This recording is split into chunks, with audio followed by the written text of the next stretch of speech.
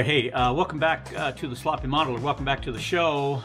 We are on update number 3, working through the Millennium Falcon with its many challenges as far as getting it to float.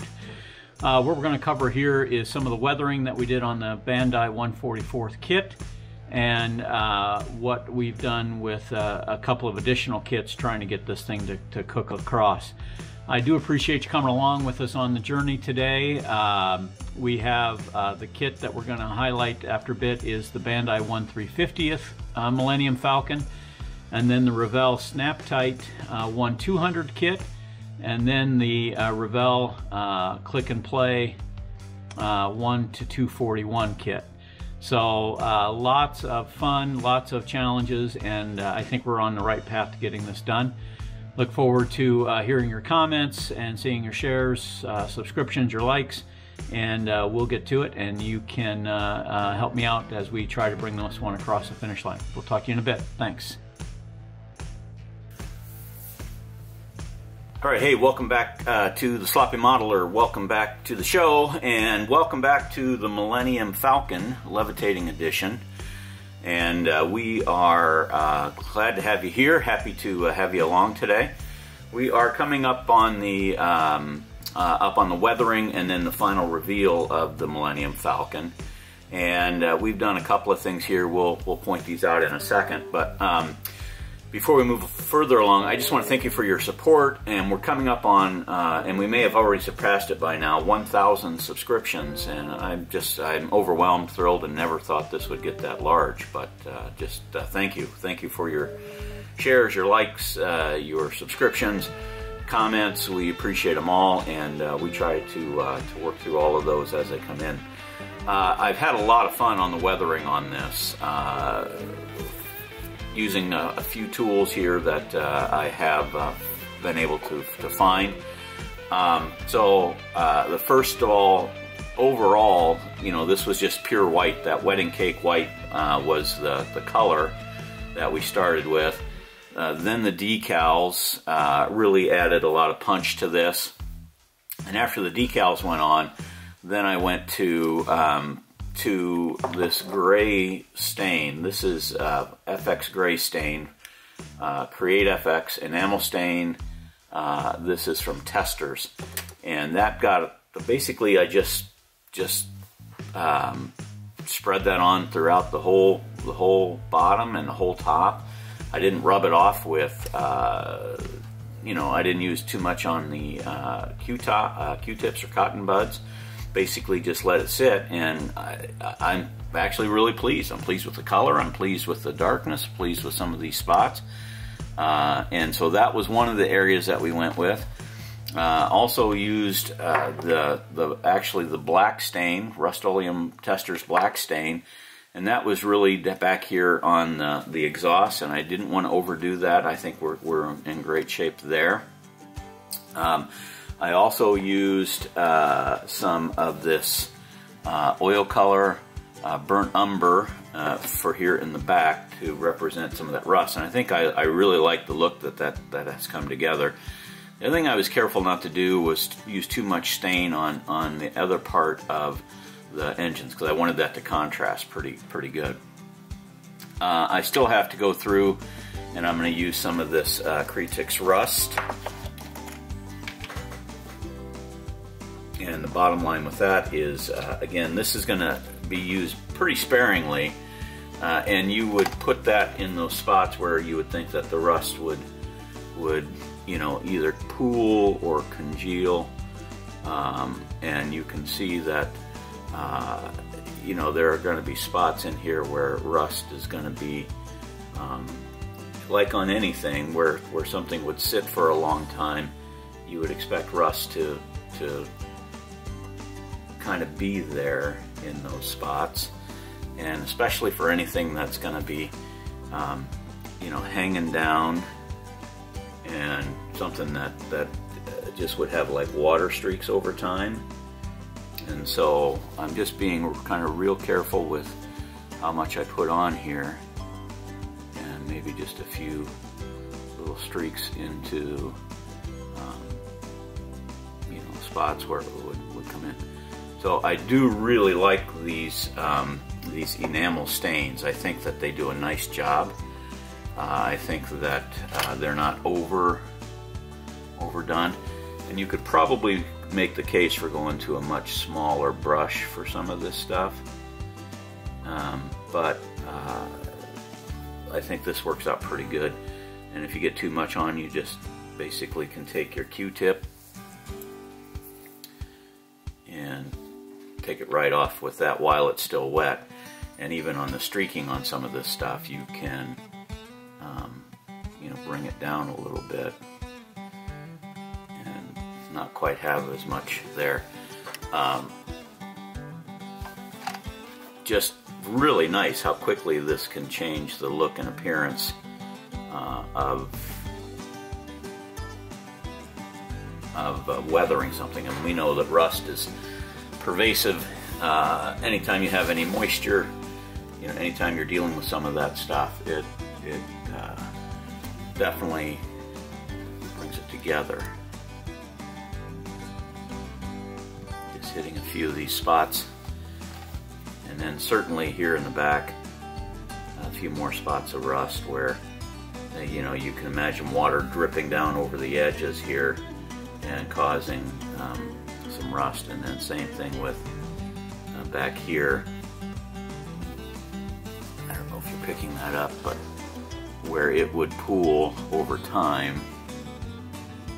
Again, not using a lot, but just some real easy rust spots throughout here in the back. And certainly really now liking this. Now,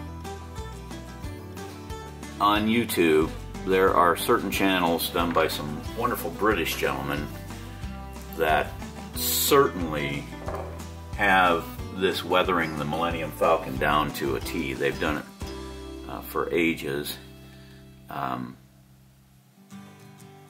They know what they're doing. They certainly have much more experience in weathering than what I do, and I in no way, shape, or form are claiming that this is the way to do it, but just trying my hand at weathering for the first time, I'm actually kind of excited about this, how this is turning out. And as we all know, in those hard to reach places, you know, like under the dome here, you would certainly see a rusty area leak down over time coming off of that dome.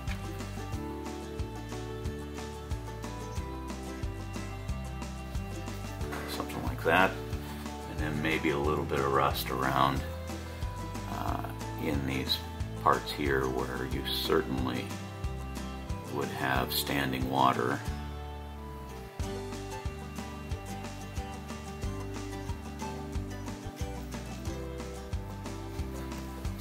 Like so. And maybe down the sides here just a touch.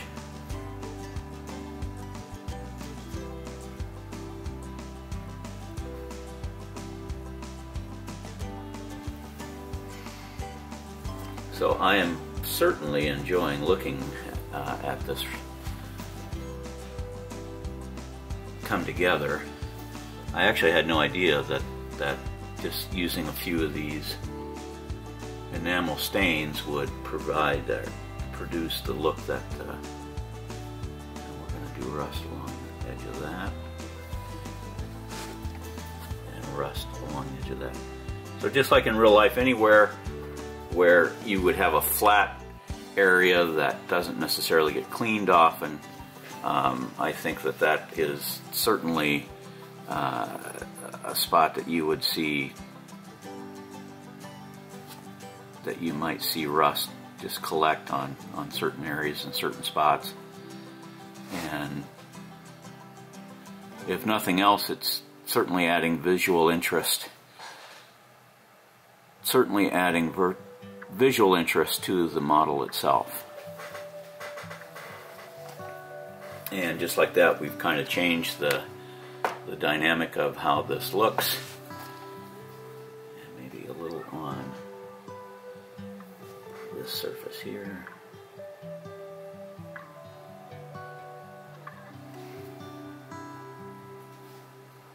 And into there. All right, now let's do just a couple.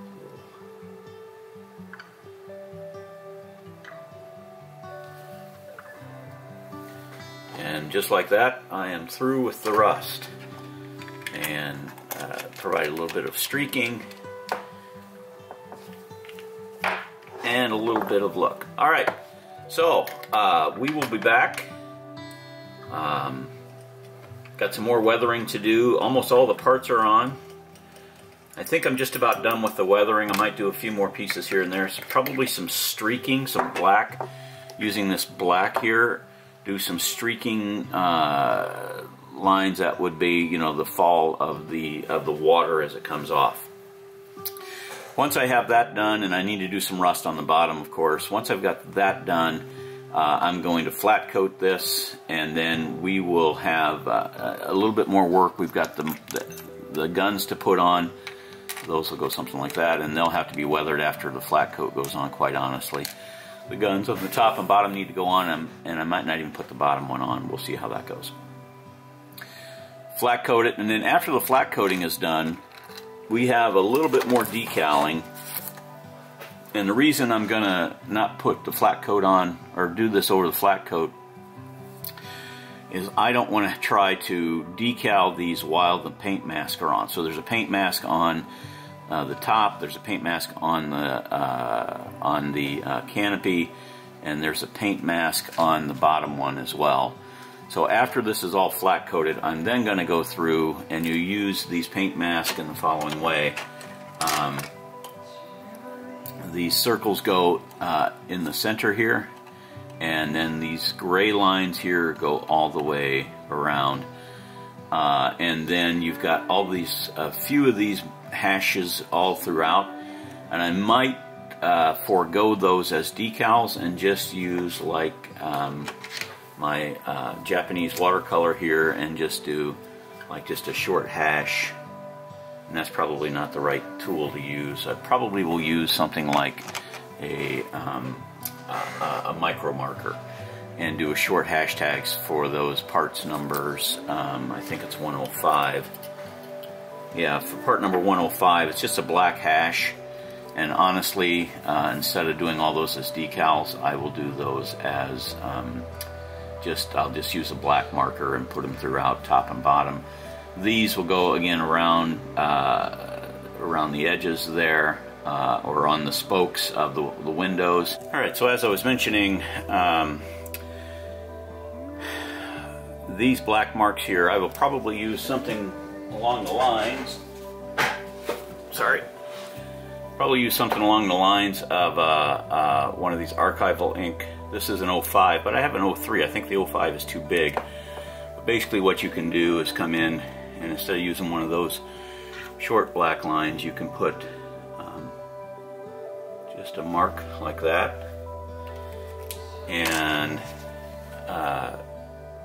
I like that as much as doing all the work on those little tiny decals. The other thing I've tried to do is replicate the burn blast marks here, the score marks here, just using the black stain, and I think that's come out pretty good. So we've got just some more work to do. What we'll do is flip this over, give this a little bit more chance to dry. I guess those enamels are already dry, and we'll put some rust and a few black marks here on the bottom. And you know, as you turn on the lights here, they just come through now just really nice. We got our flashers going, and after the flat coat, I'll put a lens on those with probably microcrystal clear, just to protect them over time. You can see in the back here that just looks dynamite. Actually, this blue on the rust gives us kind of a cool look now that I'm seeing it with the lights on. So yeah, we're making progress. We're getting there, and like I said, we'll do some more rust on the bottom, and maybe some darker blacks in the area, and maybe some pin wash just to see how that, or panel line accents, just to darken that up a little bit. But for the most part, I'm really happy with the way this has come together. So we'll be back with you after we've got this final weathering on here, and then after that we'll come back for the reveal. But let's do a little more weathering. We'll do a final shot here at the bench, and then we'll do the reveal. Thanks.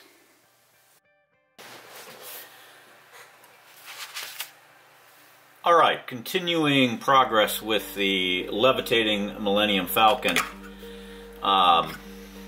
This is the Bandai kit, the 1/44 scale Rise of Skywalker kit. And I am super thrilled with the way this has turned out. You can see here we've got the weathering and the dull coat, or the flat coat, put onto this over the decals and so forth. And so we definitely have pretty much finished that. We'll come back to the filming for that in a little bit. As you remember, this actually rides on the Millennium Falcon, or the Millennium Falcon rides on this right here. This is a magnet included in a jar or a can lid, and so what we've done there is we kind of made do for what we were challenged with, was trying to get that to float above its base. I do want to talk a couple of minutes, and we know that we failed, right? Because the big key was to try to get that to float in and amongst itself, and make sure that it works, right? So, but we didn't get it done. We'll come back to that in a little bit. I did want to cover some of the photo etch that went with this, or that I purchased separately, and just kind of give you an idea of what I would do and wouldn't do again. So one of the things I did was purchase this Millennium Falcon label, if you will, label for the Millennium Falcon, and it's 3 pieces. It's got this base with rack support, and then this plaque for the Millennium Falcon. I've actually foregone folding up this here photo etch part, but I've used this and put that onto the base, and I'm pretty pleased with that. So that definitely well worth purchasing and having into your collection. So for the label, I would definitely go with that. The other photo etch, these are the grills, and the grills come on these 2 frets of brass. They are outstanding. The look and of that is just absolutely superb. You have to buy. I bought the green strawberry kit with this. These are for the 1/44 scale kit. They worked great, and I would highly recommend the grills for any future kit. And if I do another one, I would do the grills. They actually come in 3 pieces, so they've got a base here, the centerpiece, and then this piece here. Just one thing I did screw up on is that they have they're either blank or they're got detail on them, and I screwed up how those went together. So just be careful when you do if you do add those grills at that point. The other thing was the Millennium Falcon mask for the Bandai kit. They worked excellent. They were absolutely superb. They fit perfect, and didn't have a problem with those. There's the kit for the label, and then finally the detail kit. This is the YT 1300 Millennium Falcon for Bandai, again 1/144 scale. And here I would say is probably something that I would you need 1 or 2 really nice parts out of this, to be honest. The first is the bridge. This is the back wall of the cockpit, and then this goes over the arching over the top. The rest of this is landing gear. This is landing gear stuff. It's supports for inside the firing turrets. Just little details that, quite frankly, I don't know if that's juice is worth the squeeze. So for anybody else, this is the kit part for the Millennium Falcon. This is the kit part that I basically trimmed away these 4 pieces here, and had I drilled a bunch of little tiny holes and put the decal over that, I think that would have been extremely sufficient for the back wall of the cockpit, even the door, etc. And then the same with this piece here that goes over the arching part. You can't see that with the cockpit lit up anywhere. So that's more of, you know what, I did it and I know it's in there, but no one's ever going to see it. So I don't know if this one here, the green strawberry, unless you're doing landing gear, and the piece for the radar dish, I don't know if I would spend the money on that. So that's a maybe. I did use the cockpit, and that was all right. The other piece I bought was the the canopy and these two pieces here. And I bought these prior to opening the kit. These are for the gun turrets. I think that the kit piece is nicer than these. I think Bandai did an awesome job with the glass. It's clear, it's really nice, and it works. And this piece is supposed to replace that one, and then you still have to mask that off and paint it and light block it if you're going to light it. And I found that the kit piece was far superior at that. You also, with that detail kit, you get this piece here. I've actually screwed up and bent it the wrong way. There is some detail that you can see here and there. Again, I just don't think the juice is worth the squeeze on that. And then, you know, here's some other pieces that go inside the cockpit. So from that standpoint, some of it was great, some of it just really not worth the time. So that comes to then comes to my failure of being able to float a Millennium Falcon that is lit interior-wise, and that is and has an internal magnet, levitation magnet, to make this thing float. And essentially what happened is that the magnet that went into that, which is this one, weighs about 250 grams, and the model weighs about 250 grams. And you are limited to 500 grams, or 1.1 pounds total, for that magnet to work. And therefore, I don't have hardly any clearance space. I could have had a little bit, but with the sand on there, that would have been it just wasn't going to rotate, and it wasn't going to look right. It didn't have the levitation height that I was looking for. Some people made some comments about maybe the wood was too thick between the magnet and the air or the sand. I actually have a hole, and then that's only covered by a little thin sheet of styrene, and then that is covered by the sand. So I don't think that's it. I think I'm just at the weight limit for that piece. So I went to the drawing board to see how I could get a lit Millennium Falcon to float with the magnet on the inside of it. And I did have this kit. This is the Bandai 1/350 scale kit in there. And if you look at that, that is much, much smaller. And I thought, okay, we can light this up, and maybe we can make this work. And so I went to town on the lighting on it, and went ahead and just put some rudimentary lights into this. So a couple of headlights, a couple of red lights that go in the bottom section there, and then one light in the cockpit, and one light across the whole back end of that. The challenge you run into are multitudinous. The first is that the back end of this, even though I was able to get it lit, it's a solid piece that I had to drill like 40 to 80 holes across the back of that.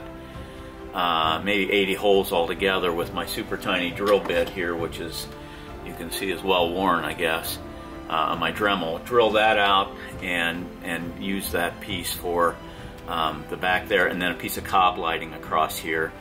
And then the cockpit that comes with this Millennium Falcon 1/350 is solid. It's not built. It's not a glass piece. It's just a solid piece.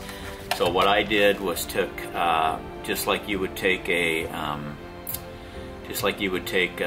drill out windows in a starship, like Enterprise C or D, and then I drilled them and then took my Stanley knife and cleaned them up. And they actually look pretty good.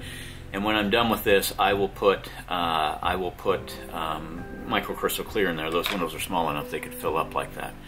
So then, can I get this to float? Well, one of the things I did is I went and purchased a bunch of these 1.5 inch by 1/8 inch thick neodymium, however you pronounce it, neodymium magnets, and then also a 3/4 inch by 1/8 inch hollow or open center neodymium magnet, and that floats like a charm. Now, one of the reasons you need this centerpiece here is because on those levitating magnet bases, they have in the center of them a position sensor that senses something different than the whole magnet. If you just try to put that without that piece there, if you just tried to put that in the center of it, your magnet's going to fly all over the place, and it never stabilizes. But with that, and then 2 of those magnets, it stabilizes and you get a lot of lift. I think you would have enough lift to actually support a 1/44 scale, because it gets more lift than what the, I think this is a ceramic set of magnets in there. And they work, they're pretty good, but the ceramic magnets aren't as strong as these neodymium, and they work great. So the key was, can I put this in here? And yes, I can. And I'm going to undo this. You can see all the challenges of working with a magnet like this, that you got challenges. But I wanted this to be internally lit, and my thought process was to take a 2032, this is a 2025 battery, which does indeed light up the Millennium Falcon with that 3-volt system. Actually lights it up pretty nice. And then there is just enough room to put that in there and close this up. I think there's just enough room in it, but I wasn't super pleased with that. I was making progress on it, but I wasn't super pleased with that. The closed cockpit, the closed rear end, it does have great detail. This has just been painted. You can see the difference that enamel stain makes, that gray and black enamel stain. This one has not been stained. This one has its initial weathering at that point. This has got the switch in here. Do be aware that those enamel stains don't play real nice with Bandai plastic. That's the word on the street. This doesn't have anything structural to it, so no landing gear or anything like that, so I'm not sure if that would be a real factor at this stage. Plus, everything's been light blocked, 2 coats of black, coat of white, and then painted, and then coats of clear, so I don't know if you're actually going to get that enamel even to the plastic in any stage. But beautiful little kit. This thing is absolutely gorgeous when it goes together, and it's a nice kit. But like I said, I just didn't have enough room for the magnet and the power core. A 3-volt will light it up, but I'd rather use 2 of those 3-volt batteries to give me 6 volts, and that way I can reduce the power and change it up. So that was kind of a bust. I'm still going to finish this one up and put a nice little battery pack in it, and leave that sit. And it's cool. It's a nice little paperweight. So that is the Millennium Falcon. I'm actually going to leave this out for a minute. And I still did not achieve my goal of having a floating, levitating Millennium Falcon that's lit internally and looks good. This one is kind of there. It's probably like 90% of there, 80% of the way I would want it. But I wanted to do something even more appropriate to the base that I have built. So then I went online and I grabbed the following kit. I'm going to open this up here. This is the Millennium Falcon from Revell, the Snap Tight Build and Play Kit with lights and sound. And this is, I think this is about a 1 to 200 size Millennium Falcon. So if I open this up, It's already pre-painted, pre-weathered. Let me grab the other one. I don't like that at all. Where's the Falcon? So you can see the difference in size of this Falcon. This is the bottom. I guess we'll show the bottoms here. This is the difference in size. It's heavier plastic, much heavier plastic, pre-painted. I don't know if I would even use that. I might just prime that and redo it in colors. But it's also got the weight of the machine pack. It's got the other weight of some of this other stuff, and I just don't know if I really wanted to do that with that piece. So once again, being disappointed with the kit, although that's kind of cool, and I've seen Eagle models do a great job with some of that. That wasn't what I was looking for either, although I think it's a pretty neat little kit for what you've got there. So one more time to the drawing board, and I went to Revell, Germany, and ordered this out of Germany, and they did a great job. I ordered this on like the 6th of December. It said it wouldn't be here till, I'm sorry, the 6th of January. They said it wouldn't be here till the 30th of January, and I thought, oh, okay, I'm losing 3 weeks worth of time to do that. Turned up on the 15th out of Germany, so super happy with that. This is the Millennium Falcon Revell kit out of Revell, Germany. It's the kit number 01100, and this scale is about 1 to 241. So it's not as big as the build and play snap type kit, but it does have 1 to 241 is the published scale on that. And I'll tell you why this is, I think, is going to be the ticket for what I'm looking for. So first of all, when it comes to size, this is the top of the Bandai kit, and you can see I've got maybe 10 to 15% additional size on that when it comes to the actual size of the kit. Again, 1 to 350, 1 to 241. Nice detail, not quite the Bandai level, but you know, quite acceptable. I think some of the breakdown is going to be on the side walls. I just don't think that they've got quite the nice detail that the Bandai kit has. But it's got the round radar dish. It's got the side walls. It does have, these are a little bit, in my opinion, a little bit rudimentary here as far as the entryways or gantries into the ramps, but I think that they'll be fine. Here's your front end. I think those are out of scale compared to what I've seen on the rest of them, but that's the front end where I need to put headlights through that. So that is the kit for the Revell 1/241 size, but here's a couple of key factors.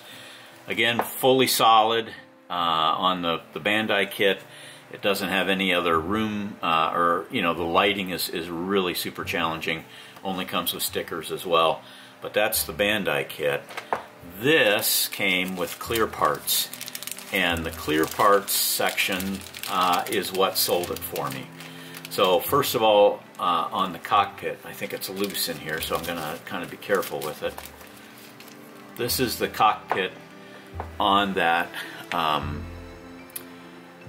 Revell kit, and I can probably liquid mask that, maybe some Humbrol latex mask or some other, but I can mask that and then light block that with some black paint and then white paint.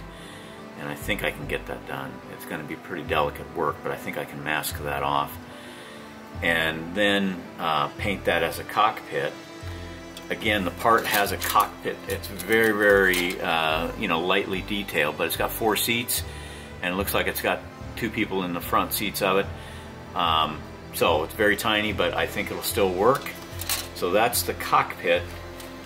Is going to be able to be lit up much nicer than it was on the other Millennium Falcon, on the Bandai one. It also has 2 of the gun ports can be lit up, and you know, we'll mask those off and manage that again, very delicate, very tiny work, and that's going to be done under, you know, my magnifying glasses, if you will. And then it also has a clear. It also has a clear engine glass. And my intent is to do two things to that. One, frost it so that it's not clear. You're not seeing that cob lighting, although cob lighting would work great on that. Put a clear frosting across that, either with you know, flat or some way of doing that. And then on top of that,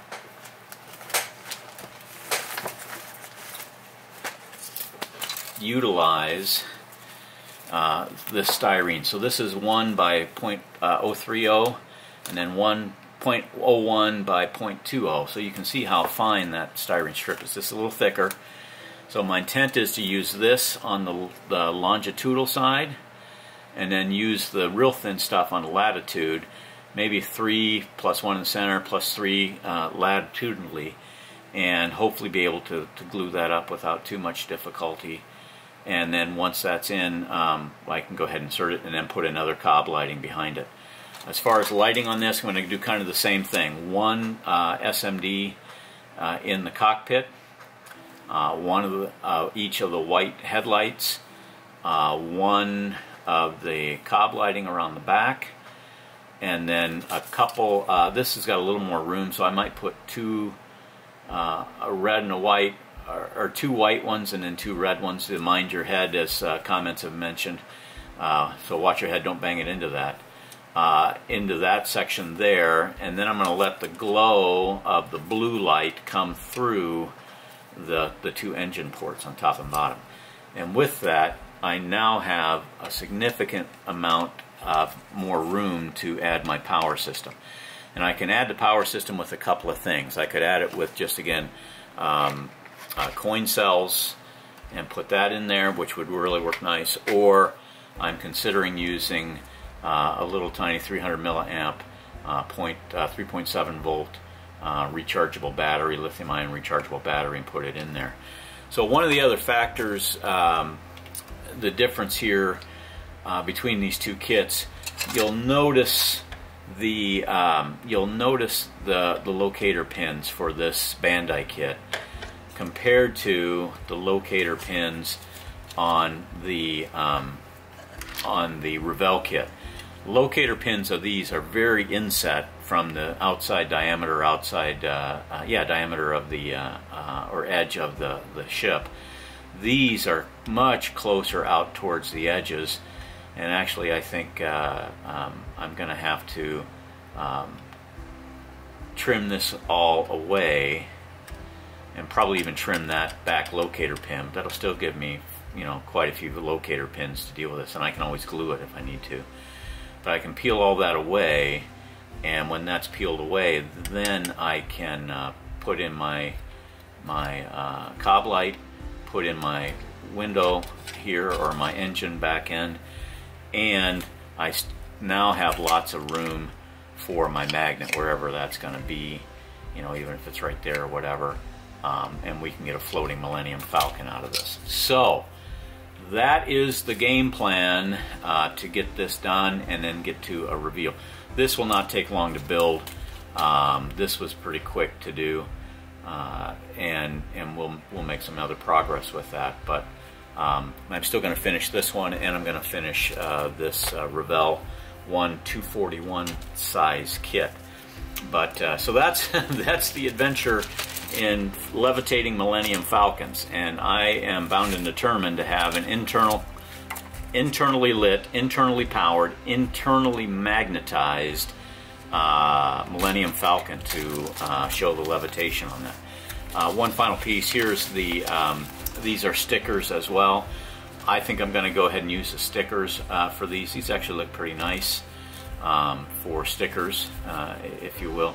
I do have the full decal set that I can scale up, scale down, but for ease of use and speed, I think I'll just run the stickers across here, do the weathering, some additional paint, some additional painting, and have a floating Millennium Falcon. I am going to put a switch in it and maybe even a rechargeable 5-volt, but I don't think I've got room, so I'm just going to have to live with that.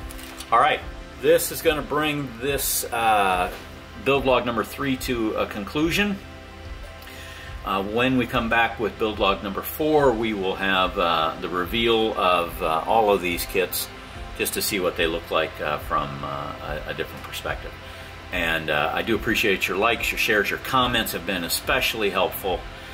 Very much appreciate that.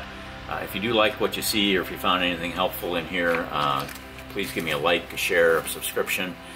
We are over 1,000 subscribers, which I find just absolutely amazing to me, that people would find any value out of this, but they apparently do, and I'm glad to be on the journey with you guys. So until the next one, thank you, and we will talk to you soon. Bye.